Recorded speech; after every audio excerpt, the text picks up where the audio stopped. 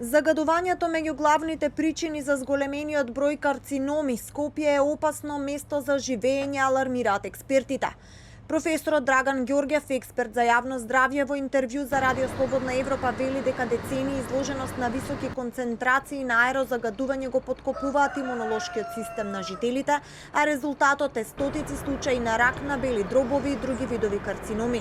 Канцерот на белите дробови и на бронхите заедно со мезотелиомот, кој што е канцер на обвивката на белите дробови, и со меланом, односно канцерот на кожата, се единствени три канцери кои што скоро со сигурност може да ги врзиме со загадувањето.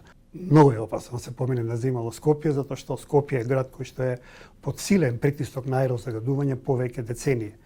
При проценката на ризикот на едно население, еден од битните елементи е должината на изложеност. Значи, периодот на кој што Скопјани се изложени е со децении имунолошкиот систем е нападнат. Пожарот во Трубарево е потик на загриженоста за тешките метали и токсични гасови во воздухот. Според Ѓорѓев, краткотрајната изложеност е ризична, но долготрајната е таа која представува реална опасност за сериозни заболувања.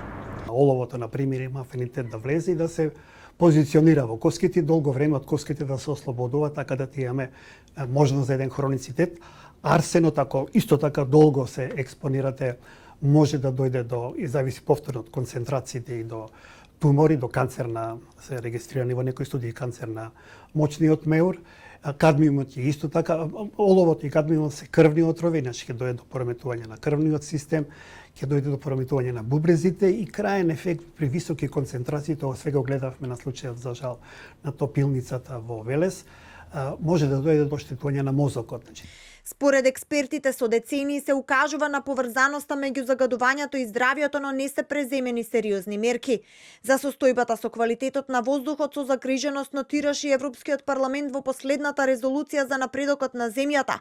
Ги повика владата и локалните власти да ги засилат напорите и да го намалат потенцијалното смртоносно загадување. Ги повикува централната влада и локалните власти да ги засилат своите напори со цел да го подобрат квалитетот на воздухот и да го намалат потенцијалното смртоносно загадување.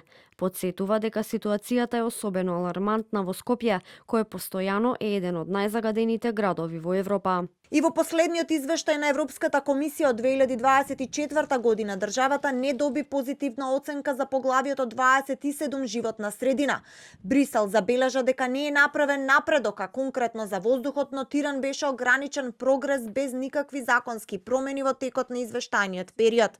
Постигнат е многу ограничен напредок во квалитетот на воздухот и нема никакви законски промени во текот на извештајниот период. Поглавието животна средина се наоѓа во 4-тиот кластер од преговорите со Европската унија. Брисел посветува големо внимание на ова поглавје.